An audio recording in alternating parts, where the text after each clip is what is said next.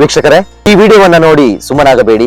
ಕಲಾಜೀವಿ YouTube channel ಅನ್ನ subscribe ಮಾಡಿ, share ಮಾಡಿ ಮತ್ತು ಪ್ರೋತ್ಸಾಹಿಸಿ.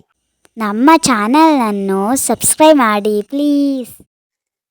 ಶ್ರೀಧರ್ ಕಾಂಚನ್ರೆ, ಹಾ ಯಕ್ಷ ಬದುಕಿನಲ್ಲಿ ತಮ್ಮ ನೆಚ್ಚಿನ ಕಲಾವಿದರನ್ನ ನೆನಪಿಸಿಕೊಳ್ಬಹುದಾ? ಓಹ್, ಖಂಡಿತವಾಗಿಯೂ ನನಗೆ ತುಂಬ ಮೆಚ್ಚಿನ ಕಲಾವಿದರು ಆರ್ಗೋಡು ಮೋಂದಾಶಣಿಯವರು.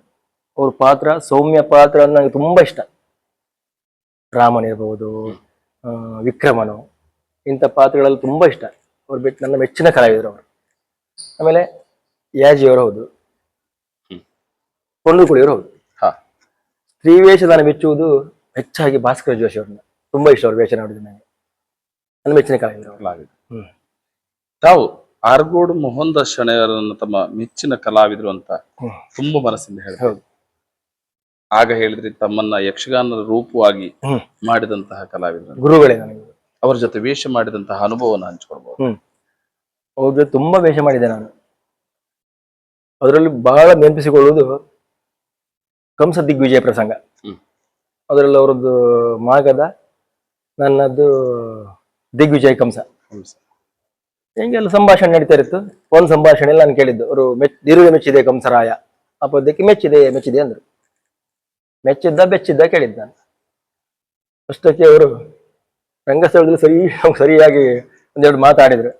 ಅಂದ್ರೆ, ನೀನು ಕಾಂಚನ, ಪೆಟ್ಟಿಗೆಯಲ್ಲಿರುವ ಕಾಂಚನ ಅದು ಹೊಳಗೆ ಬರ್ಬೇಕಾ, ನನ್ನಂತ ಕಸಾಲಿಯ ಪೆಟ್ಟಿ ಬೀಳ್ಬೇಕಾಯ್ತಾ, ಸುತ್ತಿ ಪೆಟ್ಟಿಗೆ ಬೀಳ್ಬೇಕಂತ ಹೇಳಿದ್ದು.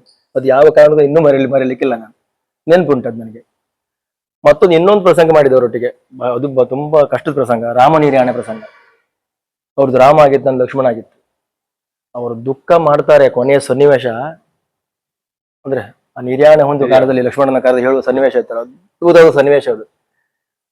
ಅದು ಅವ್ರ ದುಃಖದ ಮುಂದೆ ನಮ್ದು ಏನು ಅಲ್ಲ, ನಮ್ದು ಏನು ದುಃಖ ಸಾಕಾಗಿಲ್ಲ. ಆಮೇಲೆ ಚೌಕಿ ಬಂದು ಹೇಳಿದ್ರು ಅವರು, ಇನ್ನೂ ಅದನ್ನ ಆ ಪಾತ್ರ ಇನ್ನೂ ಚೆಂದ ಮಾಡ್ಬೇಕು, ಅದು ಭಾವನಾತ್ಮಕ ಪಾತ್ರ ಅದು ಅಂತ ಹೇಳಿದ್ರು. ಅದೆಲ್ಲ ನನಗೆ ಇನ್ನೂ ನೆನ್ಪುಂಟು. ಮಾತ್ರ ಬಹಳ ನೆನ್ಪುಂಟು ಪ್ರಸಂಗ. ಅವ್ರು ಎಂತ ಭಾವನೆ, ಎಂತ ಭಾವನಾತ್ಮಕ ಸನ್ನಿವೇಶ ಅಂದ್ರೆ, ಅದು ಅಳುತ್ತಾ ಇದ್ರು ಅವ್ರ ಇದರಲ್ಲಿ. ಅದು ಲಕ್ಷ್ಮಣ ಅಂತ ಪಾತ್ರವೇ ಅದು. ಆ ನಿರ್ಯಾಣ ಒಂದು ಸಂದರ್ಭದಲ್ಲಿ ಅಂತಲ್ಲ, ಅಷ್ಟು ದುಃಖ ಮಾಡ್ಬೇಕು. ಅಯ್ಯೋ ಆಗಲ್ಲ, ಅವ್ರ ಮುಂದ ಅದೆಲ್ಲ ನಂಗೆ ಇವಾಗಲೂ ನೆನಪಾಗ್ತಾ ಇರುತ್ತೆ ಆ ಸನ್ನಿವೇಶಗಳೆಲ್ಲ.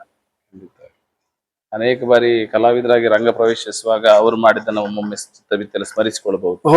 ಸ್ಮರಿಸಿಕೊಂಡು ರಂಗ ಪ್ರವೇಶ ಮಾಡಿದ್ರೆ ಅದು ಅದೇ ಪ್ರಸಂಗ. ನಾನು ರಾಮ ನಿರ್ಯಾಣದಲ್ಲಿ ರಾಮ ಮತ್ತು ಅವರದ್ದು ಲಕ್ಷ್ಮಣ ಗೋಪಾಲಾಚಾರ್ಯ ನೋಡಿದೆ. ಅಷ್ಟು ಚಂದ ಮಾಡ್ತಿದ್ರು ಆ ಸನ್ನಿವೇಶ, ಅಷ್ಟು ಸೂಪರ್, ಅಷ್ಟು ಲೈಕ್ ಮಾಡಿದ್ರು. ನಮ್ಗೆ ಆವಾಗ ಈಗ ಅದು ಏನೋ ಮಾಡ್ಬೋದು ಅಂತ ಮನ್ಸುಂಟು. ಈಗ ಆಗಾದ್ರೆ ಅಷ್ಟು ಪ್ರಬುದ್ಧತೆ ಸಿಗ್ಲಿಲ್ಲ. ಹವ್ಯಾಸಿ ವೇಷ ಮಾಡ್ತಿದ್ದವ್ರು ಅಂತ ಪಾತ್ರ ಮಾಡುದು ಒಪ್ಕೊಳ್ಳೋದೇ ಕಷ್ಟ. ಅದ್ರಲ್ಲಿ ಲಕ್ಷ್ಮಣ ಪಾತ್ರ ಎಲ್ಲ ತುಂಬಾ ಕಷ್ಟದ ಪಾತ್ರ ಅದಲ್ಲ. ಅದೇ ಈ ರೀತಿಯಾಗಿ ತಾವು ಮೋಹನ್ದಾಸ್ ಶೆಣೆಯವರು ತಮ್ಮ ನೆಚ್ಚಿನ ಮತ್ತು ಮಾರ್ಗದರ್ಶಕರು.